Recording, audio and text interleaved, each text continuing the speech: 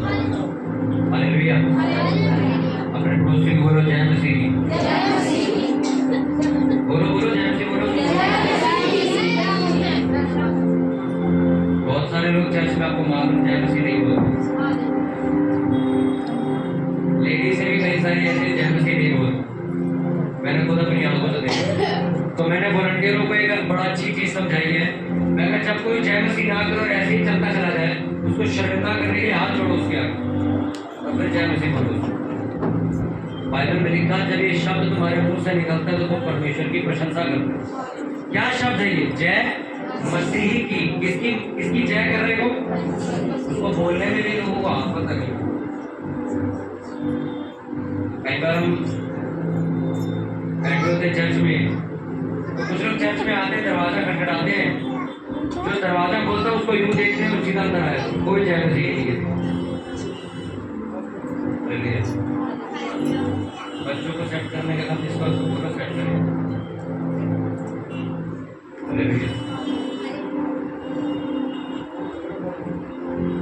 थोड़ा थोड़ा भाई रास्ता खोल दो यार, जाम कर रखा आने जाने की रास्ता सुनने से विश्वास करो। अंदर बाहर प्लीज सारे आराम से बात करो, थोड़ा सा बिल्कुल खुली आवाज से मत बोलो।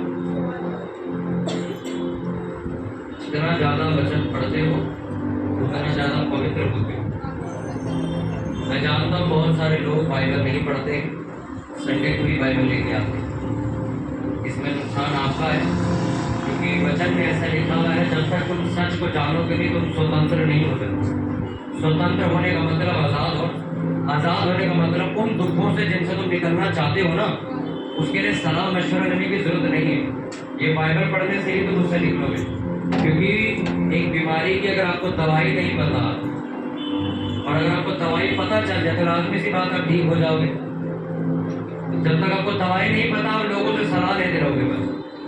पूरी जिंदगी की हर एक बीमारी की, हर एक दुख की, हर एक बंधन की जो दवाई है वो बाइबल है। अगर आप इसे पढ़ने के लिए टाइम नहीं निकालते तो फिर आपको दुनिया से सलाहें लेनी पड़ेगी, आपको रिश्तेदारों से सलाहें लेनी पड़ेगी, आपको पड़ोसियों से सलाह लेनी पड़ेगी, और वो सलाह किसी काम की नहीं। क्योंकि दुनियावी लोग दुनिया की सलाह देते हैं, आत्मिक सलाह नहीं दे सकते। और परमेश्वर आत्मा है और आत्मा की प्रेरणा से ही बाइबल लिखी गई। इसलिए वो व्यक्ति जो बाइबल पढ़ते हैं वो वाक्यों से हमेशा ज्यादा आशीषित होते हैं। नया नियम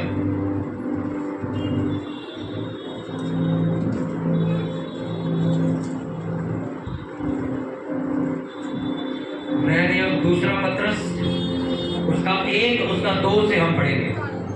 पहला पत्रस उसका पहला अध्याय उसका 2 से हम पढ़ेंगे। पहला पत्रस उसका 1 उसका 2 से मैं पढ़ूंगा, सभी लोग ध्यान तो जो आप बाइबल नहीं पढ़ते हो छोटा सा बच्चा ने निकाल के दिया, कहाँ पर लिखा है पहला पत्रस?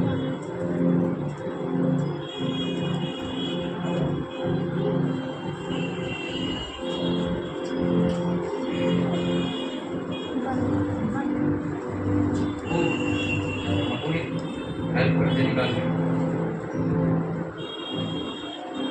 बैठ जाओ बैठ जाओ बैठ जाओ। ये देखो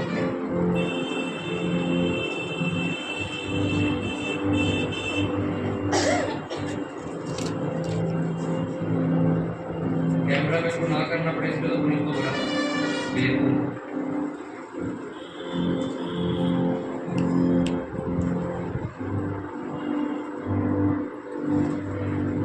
पहला पत्र उसका 1 उसका 2 हम पढ़ेंगे।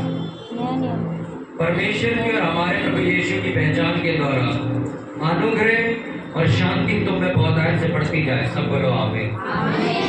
दूसरी बात जो मेरे साथ बोलेंगे, बोले परमेश्वर की और हमारे प्रभु यीशु की पहचान के द्वारा अनुग्रह और शांति तुम में बहुतायत से बढ़ती जाए।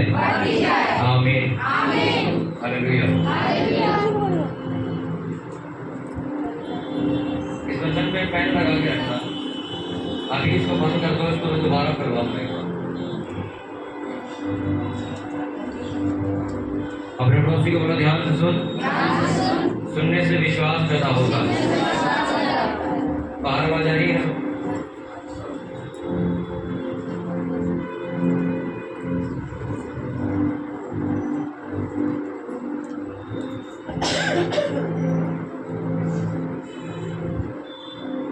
अपने पड़ोसी को बोलो जितना उसकी पहचान में बढ़ेगा, अनुग्रह और शांति तेरे ऊपर बढ़ती जाएगी। आमीन।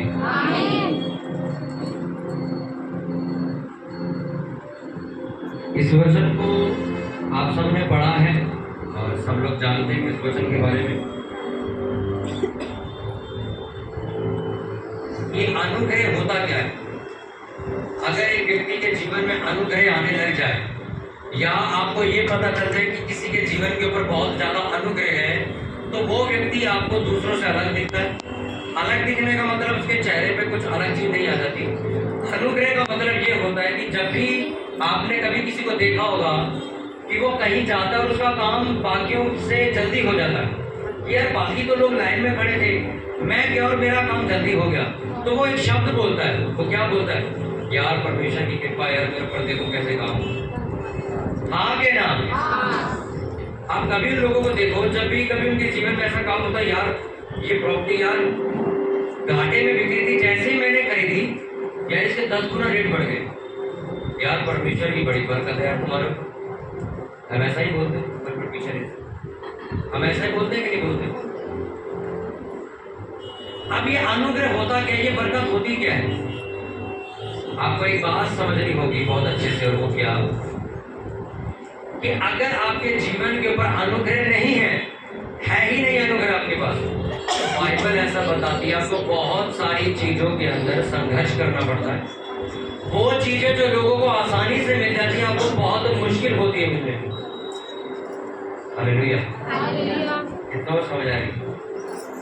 आप देखोगे कुछ ऐसी चीजें हैं जो लोगों को बहुत आसानी से मिल रही है, पर उसी चीज को लेने में आपको सालों लग गए।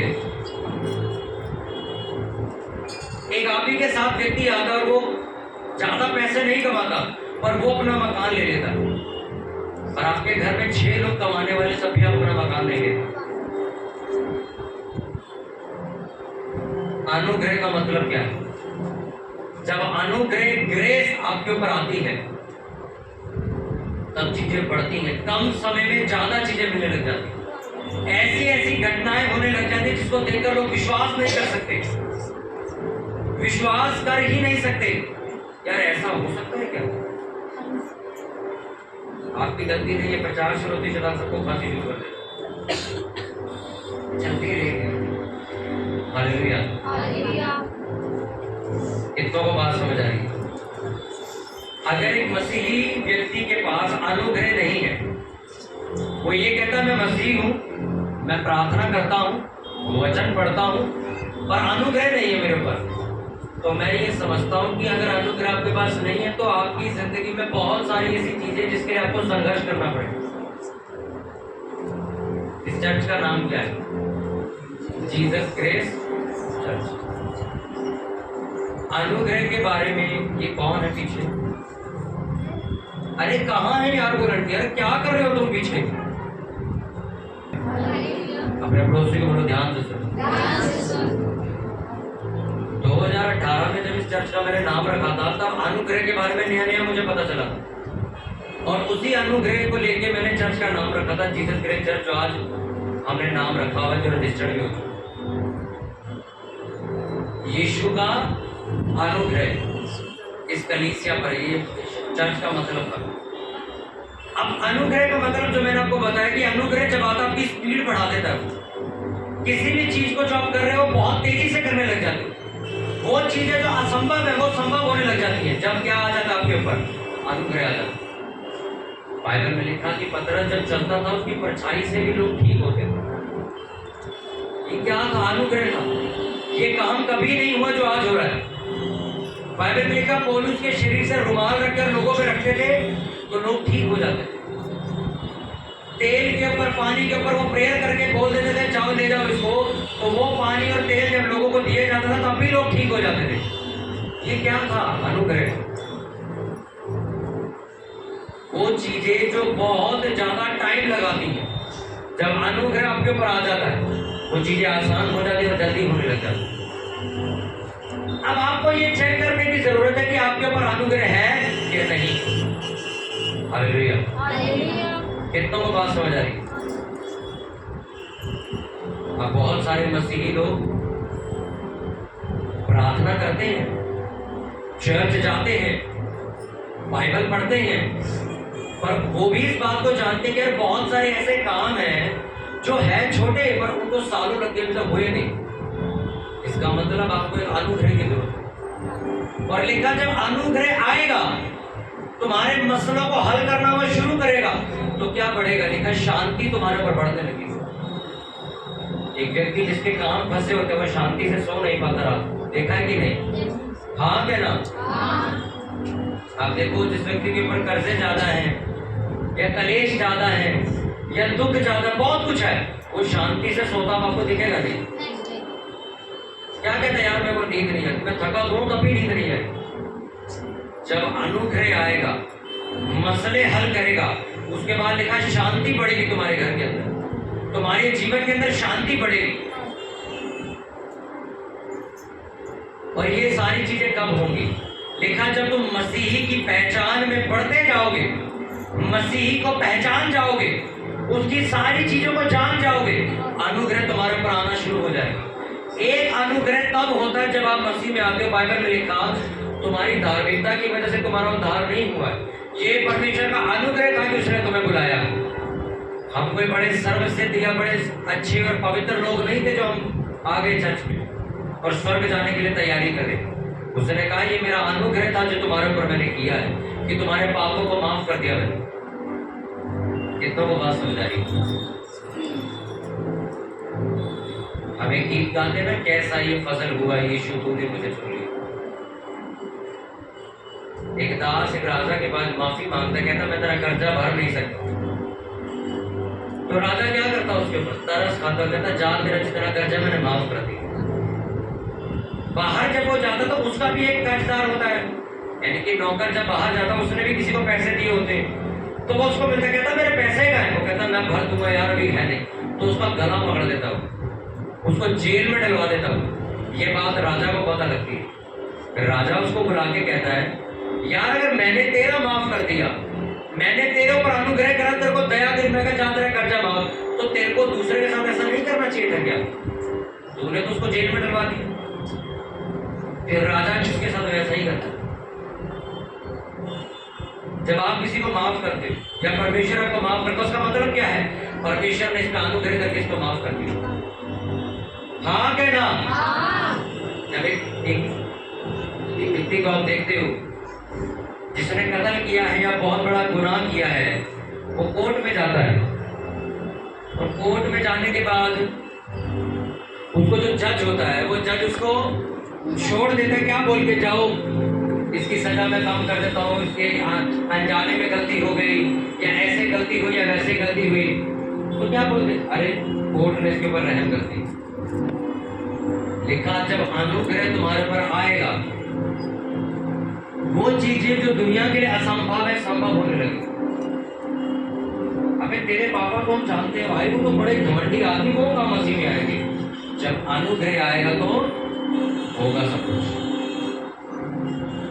अबे मैंने देखा तेरी मम्मी तो भाई बड़ी कट्टर है भाई, ये तो तांत्रिकों के पास जाती है, हमें नहीं लगता ये कभी प्रभु को मानेगी। उसको बोलो जब अनुग्रह उतरेगा सब बदल जाएगा। पर अगर अभी तक आपके घर में ऐसा नहीं हुआ, इसका मतलब आपके पास अनुग्रह नहीं आया, क्योंकि वचन में तो लिखा है कि धार्मिकता की वजह से नहीं, अनुग्रह की वजह से मैंने तुम्हारा उद्धार किया। एक व्यक्ति के ऊपर जब अनुग्रह होता है तब वो बचाया जाता है। फिर तुम्हारी सलाहों से वो चलता नहीं है, फिर वो अपने आप सीधे रास्ते चलने लगता है। मैं भी प्रभु यीशु मसीह को मानने के लिए तैयार नहीं था, मैं भी चर्च जाता, हम लोग भी चर्च नहीं जाते, हमें तो यीशु मसीह से लेना देना नहीं था। पर जब हमारे घर में प्रार्थनाएं शुरू हुई और अनुग्रह उतरा, हमारे पूरे परिवार ने बपतिस्मा लिया और आज हम सेवा कर रहे। फिर जब एक पास्टर किसी और के लिए प्रार्थना करता है, फिर उसके घर में अनुग्रह होता है और उसका घर बचाया जाता है। फिर वो सारे मिलकर प्रार्थना करते हैं, फिर देश के ऊपर अनुग्रह करता है और अनुग्रह होने के बाद देश में बेदारी आती है।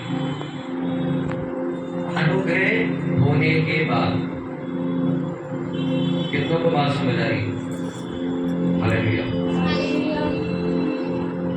अगर आपके पास अनुग्रह नहीं है तो मैं आपसे यही कहूंगा, आप फेल हो चुके हो। आपको अनुग्रह चाहिए तेजी से बढ़ने के लिए। इस चर्च की आपने गवाही सुनी, अरे यार अभी अभी 2020 में शुरू हुई है और नाम बहुत हो गया। इसका मतलब क्या है? इसके ऊपर क्या है? इसके ऊपर अनुग्रह। यार 25 साल पुरानी तो चर्च नहीं है तो 4 साल पुरानी। इतना काम कैसे कर रही है? क्या है इस चर्च के ऊपर? अनुग्रह। यार तो 16 साल का लड़का चर्च में इतनी सेवा करता है, क्या है उसके ऊपर? इस चर्च में देखा ना आपने लड़कों, उनकी उम्र कितनी? 17 साल, 16 साल, कोई 20 साल, पर काम वो इतने बड़े कर रहे जो 40 साल का नहीं कर रहा। क्या आ गया उनके ऊपर? अनुग्रह आ गया। इसलिए वो काम कर रहे हैं जो दुनिया की नजर में असंभव है। ये थोड़ी हो सकता है, पर हो रहा है। यूसुफ को उसके भाई कहते ये इम्पॉसिबल है कि तू प्रधानमंत्री बनेगा, ये नहीं हो सकता। लिखा जब अनुग्रह उसमें बढ़ता गया वो प्रधानमंत्री बन गया। अब अपने अनुग्रह को समझ ले कि वो होता क्या है। कि जब अनुग्रह आता है तो ये होता है, अनुग्रह आता है तो ये होता है, वैसे होता है, ऐसा होता है, शांति आ जाती है। अभी अनुग्रह आता कैसे है? उसमें क्या लिखा? उसमें लिखा परमेश्वर की और हमारे प्रभु यीशु मसीह की पहचान के द्वारा अनुग्रह तुम पर आए। किसके द्वारा? बोलो। चिपचिपी क्या कर रहे हो? बताओ ना क्या बोल रहे हो? किस वजह से अनुग्रह आएगा? बोलो उसकी पहचान के द्वारा। जोर से बोलो, उसकी पहचान के द्वारा। लोग यीशु मसीह को जानते हैं, पहचानते नहीं। जानने और पहचानने में फर्क पता है कितना है? मैं जान प्रदीप, हाँ मैंने सुना, हाँ लड़का रहता है, जानता हूँ उसको। और पहचानने का मतलब मुझे ये भी मालूम है उसको क्या पसंद है, मुझे ये भी मालूम है वो क्या खाता है, मुझे ये भी मालूम है उसका रवैया कैसा है, मुझे ये भी मालूम है उसका व्यवहार कैसा है, मुझे ये भी मालूम है उसकी उम्र कितनी। मैं उसको अच्छे से पहचानता हूँ। जानने का मतलब क्या हुआ? इस लड़के को जानते हो? हाँ जानता हूँ, हाँ पूरी हाँ है, जानता हूँ मैं। पहचानते हो उसको कैसा है? वो नहीं पहचानता तो नहीं, सही हो। कौन है जो पहचानता है? जो आपकी डीप बातें जानता है। पास्टर ईश्वरी को जानते हो? हाँ भाई नाम तो सुना है। तो जानते हो? नहीं, हमने तो सुना घमंडी आदमी हो। पर चर्च का व्यक्ति जो मुझे जानता है वो जाके उसको बताता है भाई ऐसा कुछ नहीं, हम तो जानते हैं, हम तो सारा दिन वहीं रहते, हम तो वहीं खाते हैं, वहीं रहते हैं, हमने तो सब देखा। जानना और पहचानने में फर्क है। उसने कहा जब तुम पहचान जाओगे परमेश्वर को, उस दिन अनुग्रह तुम्हारे पर आ जाएगा। अब जो आगे का वचन था जो मैंने पढ़ा है, अब उसके नीचे मैं पढ़ूंगा 3 से। क्योंकि उसकी ईश्वरीय सामर्थ्य ने सब कुछ जो जीवन और भक्ति से संबंध रखता है हमें उसी की पहचान के द्वारा दिया है, जिसने हमें अपनी ही महिमा और सद्गुण के अनुसार बुलाया है, जिनके द्वारा उसने हमें बहुमूल्य और बहुत ही बड़ी प्रतिज्ञा दी है, ताकि इनके द्वारा तुम उस सड़ाहट से छूटकर जो संसार में बुरी अभिलाषाओं से होती है ईश्वरीय स्वभाव में सहभागी हो जाओ। भाई तिरछा खड़ा है, गिर जाएगा, सामने चला जाओ। जो संसार में बुरी अभिलाषाओं से होती है ईश्वरीय स्वभाव के सहभागी हो जाओ। इसी कारण तुम सब प्रकार का यत्न करके अपने विश्वास पर सद्गुण, सद्गुण पर समझ और समझ पर संयम और संयम पर धीरज और धीरज पर भक्ति और भक्ति पर भाईचारे की प्रीति और भाईचारे की प्रीति पर प्रेम बढ़ाते जाओ। क्योंकि यदि ये बातें तुम्हें वर्तमान रहे और बढ़ती जाए तो तुम्हें हमारे प्रभु यीशु मसीह की पहचान में निकम्मा और निष्फल होने नहीं देगी। क्योंकि जिसमें ये बातें नहीं है वह तो अंधा है और धुंधला देखता है और अपने पिछले पापों से धरकर शुद्ध होने को भूल बैठा है। इस कारण हे भाइयों, अपने बुलाए जाने और चुन लिए जाने को सिद्ध करने की भली भांति यत्न करते जाओ, क्योंकि यदि ऐसा करोगे तो कभी भी ठोकर नहीं खाओगे। सब बोलो आमीन। हालेलुया। सद्गुण, विश्वास, समझ, संयम, भक्ति, धीरज और प्रेम लिखा बढ़ाते जाओ। क्या लिखा है? बढ़ाते जाओ। लिखा अगर तुम ये सारे काम करते हो तो तुम पहचान में निकम्मे नहीं हो। निकम्मे का मतलब तुम पहचान कर चुके हो। अगर तुम विश्वास करने वाले विश्वासी बन जाते, उसने कहा ना, अगर तुम यीशु मसीह को पहचान जाओगे तो अनुग्रह तुम पे आने लग जाएगा। पहचान जाएंगे का मतलब क्या है? मुझे मालूम है मेरे परमेश्वर को क्या पसंद है, मुझे मालूम है मेरे प्रभु को क्या पसंद है, क्या पसंद नहीं है। आप सुबह से लेकर रात को 12 बजे प्रेयर में बैठते हो, आपको पता होता है कि मैंने सारा दिन क्या किया है, मैंने गलत किया है कि सही किया है। अगर आपको अपनी गलतियां पता है तो इसका मतलब आप परमेश्वर को पहचान चुके हो। अगर आपको अपनी गलतियां करने में आनंद और इंजॉयमेंट दिख रही है, इसका मतलब आप, बाइबल में क्या लिखा, तुम अंधे और धुंधला देखने वाले व्यक्ति हो। मैंने आपको पिछले रविवार को एक बात बोली थी कि एक तोड़ा आपको दिया, भाई बैठ जा, पीछे को दिखने का, थोड़ा इस तरीके से काम किया करो, लोग डिस्टर्ब ना। मैंने आपको पिछले रविवार को क्या बताया था? क्या बताया था आपको? मैं क्या बताया? 10 मुहर्रे के बारे में। 2-3 को याद। आपको मैं एक चीज बताऊं, आप एक गंदी पिक्चर देखो, आप एक गंदी पिक्चर देखो, उसके बाद मत देखो। 10 साल बाद भी आपको याद रहेगा आपने क्या देखा। और अगर आप वचन सुनते हो आपको 4 दिन बाद याद नहीं रहता। इसका मतलब पता है क्या है? जब आप उस पिक्चर को देख रहे थे तो आप सब चीजें ध्यान छोड़ के उसमें देख रहे थे, पर जब हम प्रचार सुनते हैं तो हम घड़ी देख रहे होते हैं, कोई फोन देख रहा होता है, कोई किसी पड़ोसी को देख रहा होता है। और यही वो प्रचार, वो वचन है जिसने मेरा उद्धार के यहाँ तक लेके आया। इसलिए मैं प्रचार के वक्त कभी भी मजाक मस्ती नहीं करता। एक दास को 1 मोहर दी गई और उसने कहा मैंने 1 से 10 मोहरें कमाई। उसने कहा तू बहुत अच्छा दास है, तू थोड़े में वफादार था, जा 10 राज्यों के ऊपर अधिकार कर।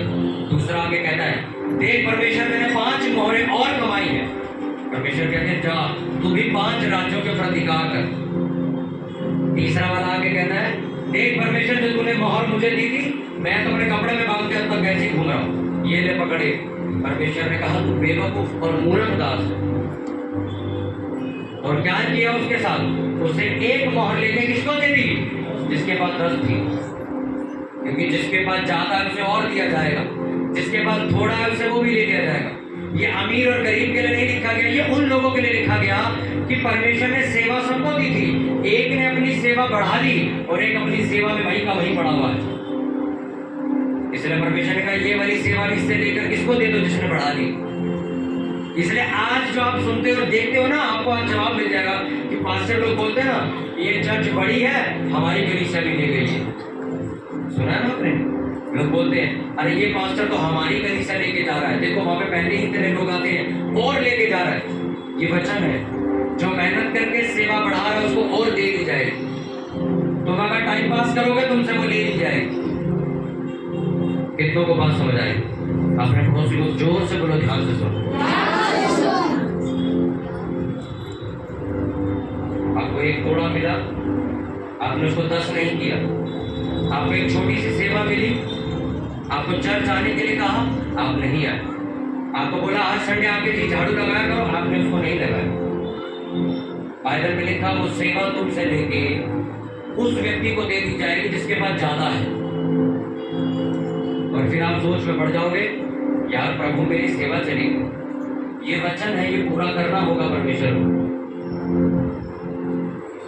वापस उस बात को समझो जो मैंने आपको बताई।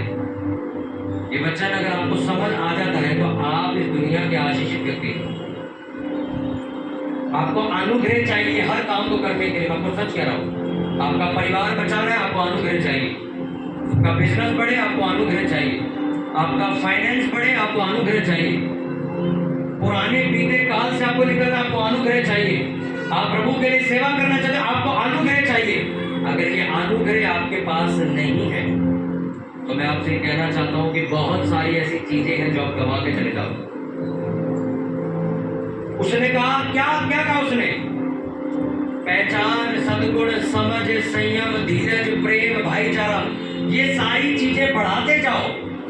विश्वास अपना बढ़ाते जाओ, धीरज बढ़ाते जाओ, संयम बढ़ाते जाओ, एक दूसरे के लिए प्रेम बढ़ाते जाओ, भाईचारा आपस में बढ़ाते जाओ। लिखा अगर तुम ऐसा कर रहे हो तो तुम उसको पहचान चुके हो, और अगर तुम ऐसा नहीं कर रहे हो तो लिखा तुम अंधे और धुंधला देखने वाले व्यक्ति। बहुत सारे ऐसे लोग मैंने देखे हैं जो पाप करते ही अगले दिन माफी मांगते कि परमेश्वर मैंने गलती की है, और परमेश्वर उन्हें उठा के इस्तेमाल करता। मैंने ऐसे भी लोग देखे चर्च अटेंड होने के बाद फिर से वही पाप करने चले जाए और एंजॉय कर रहे हैं उसको। लिखा ये अंधे और धुंधले हो चुके हैं, ये भूल गए मैंने इन्हें क्यों चुना था, ये भूल चुके। एक चर्च बंद हुई एक एरिया में, क्यों बंद हुई? उस चर्च में कलीसिया खत्म होने के बाद कलीसिया के कुछ लोग बैठ के और पास्टर को भी बिठा के कमेटी डालते थे।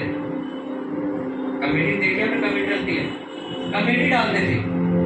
किसी की निकली कोई लेके भाग गया, ऐसे करके लड़ाई हुई, बहुत ज्यादा लड़ाई पड़ गई, केस बड़े करते करते चर्च पे बात है और चर्च भी बंद करवा दिया गया, चर्च बंद हो गया। अब चर्च बंद होने का कारण तो पहले शैतान ने अटैक किया, शैतान ने अटैक किया। पास्टर का काम क्या है? प्रेयर करने का कि कमेटियां डालने का चर्च में? आप अपनी सेवा छोड़कर कुछ और कर रहे हो तो आपको क्या लगता है परमेश्वर आपको चलाता रहेगा?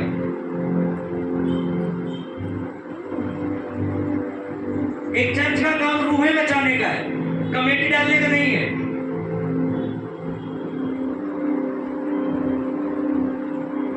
बाइबल में लिखा अगर तुम इन सब चीजों में नहीं हो, तुम भूल चुके हो मैंने तुम्हें पापों से धो के अपनी सेवा के लिए बुलाया था, आज तुम भूल चुके हो।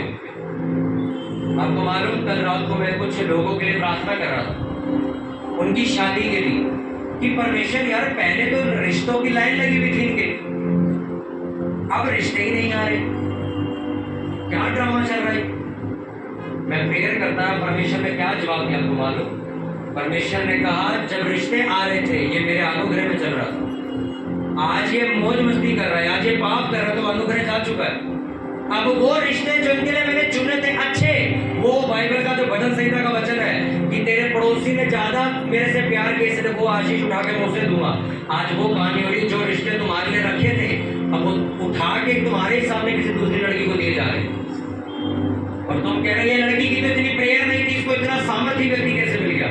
वो मिलना तुम्हें ही था, तुम संसार में डूब गए, वो रिश्ता कहीं और चला गया। और परमेश्वर ने कहा मैंने सब चीजें तुम लोगों के लिए तैयार रखी हैं, और अगर तुम मेरी ग्रेस से, मेरे अनुग्रह से बाहर निकल जाओगे तो वो चीजें का हकदार तुम नहीं हो।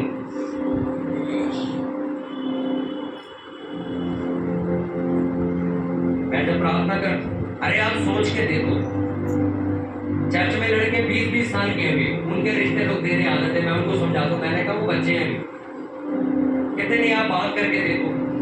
अब सोचो जिसको करनी नहीं है उसके लिए रिश्ते खड़े हुए हैं, जिसको करनी है वो खाली बैठा हुआ है।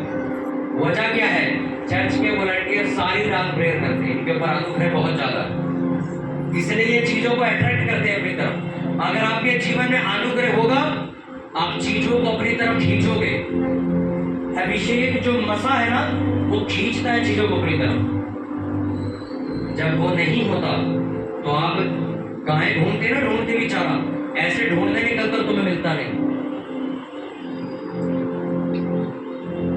अरे एक व्यक्ति, बड़े बड़े लोगों के रिश्ते आते थे उसे, तब अनुग्रह में चल रहा था वो, प्रेयर सेवा।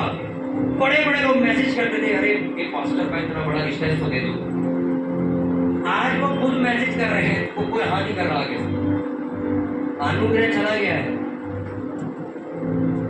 एक पास्टर के जीवन से जब अनुग्रह चला जाता है, फिर वो फायर ब्रेड चीख चीख के करता है, कोई तो चाहता नहीं करता।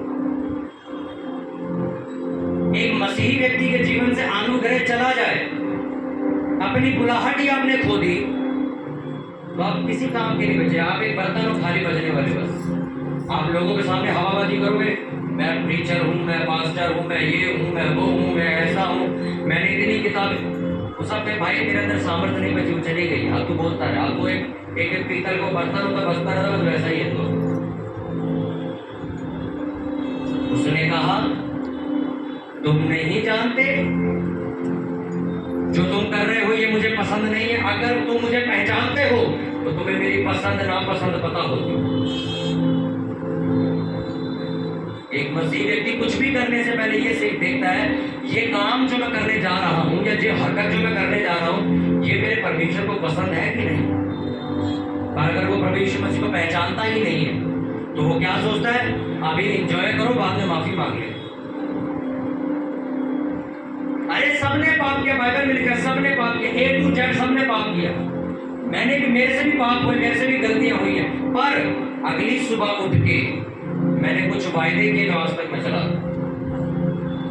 पर कुछ लोग सुबह उठ के दोबारा वही पाप करने लगते, रात दोबारा वही करने लग जाते, सुबह फिर वही पाप करने लग जाते।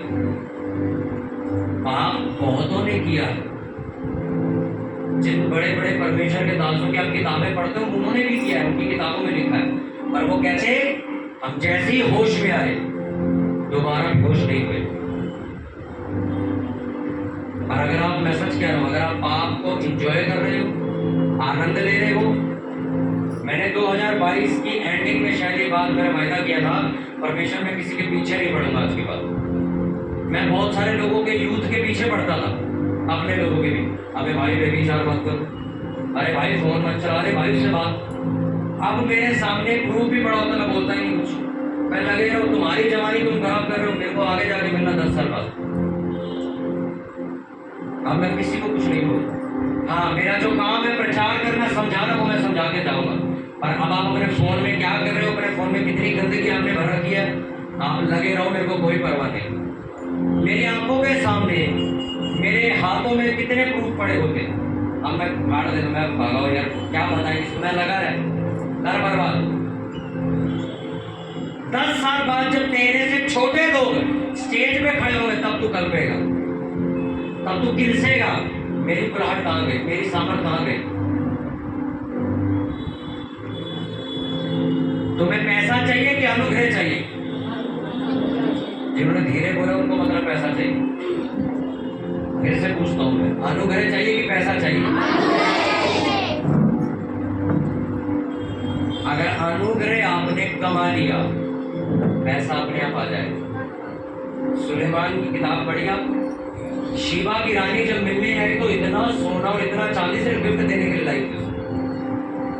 पैसा अपने आप आएगा, वो छोड़ दो, तुम्हारे पास अनुग्रह होना चाहिए। अगर आपके पास अनुग्रह नहीं है तो तुम 50,000 कमा के भी कर्जा भर रहे हो।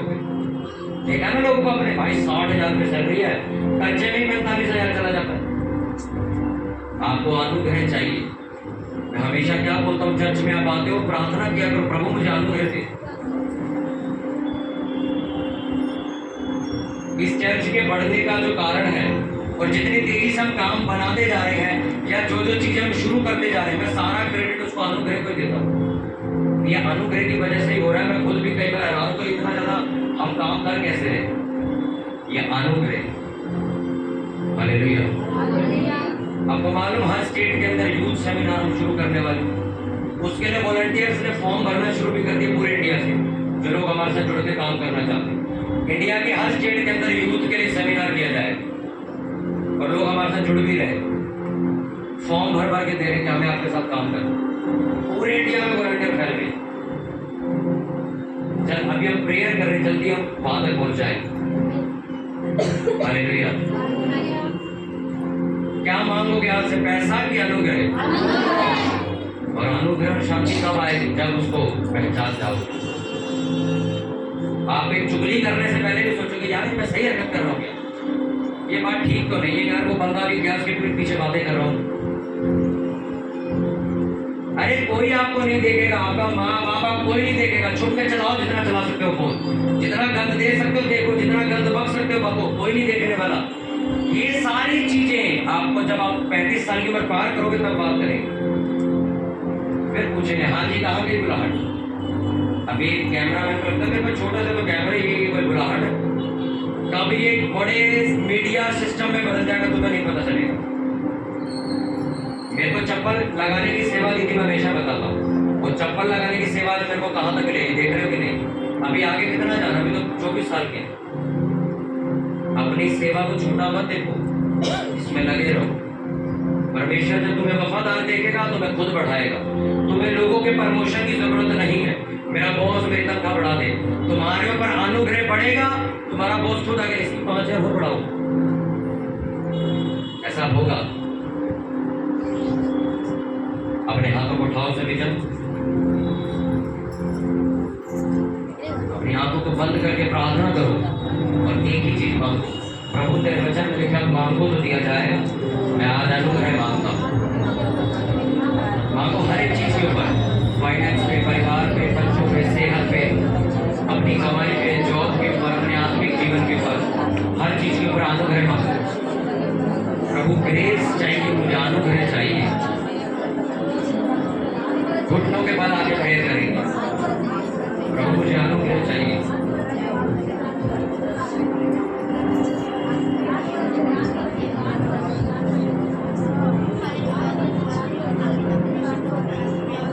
प्रभु अनुग्रह वो ग्रेस जो मेरी जिंदगी को संथर करेगा, स्थिर करेगा।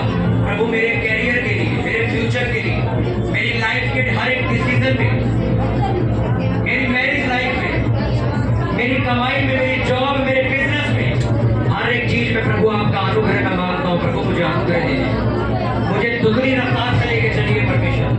मैं अपनी बुलाहट को गवाऊंगा नहीं प्रभु, मैं आपकी बुलाहट में बढ़ना चाहता हूँ। प्रभु जितने पाप मुझसे हुए मैं माफी मांगता हूँ, मुझे माफ कर, मुझे क्षमा कर, मुझे धो के साफ कर। प्रभु मुझे अनुग्रह देके खड़ा कर परमेश्वर।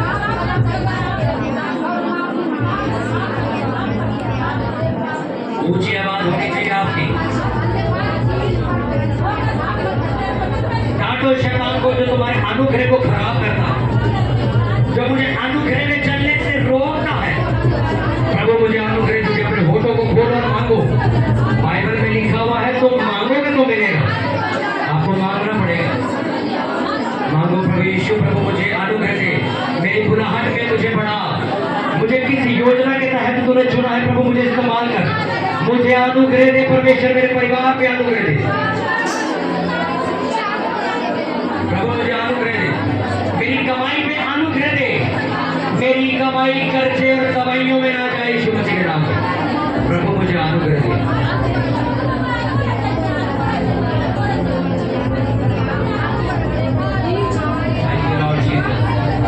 प्रभु यीशु मसीह के नाम में मांगते, पूरी चर्च जोर से बोले आमीन।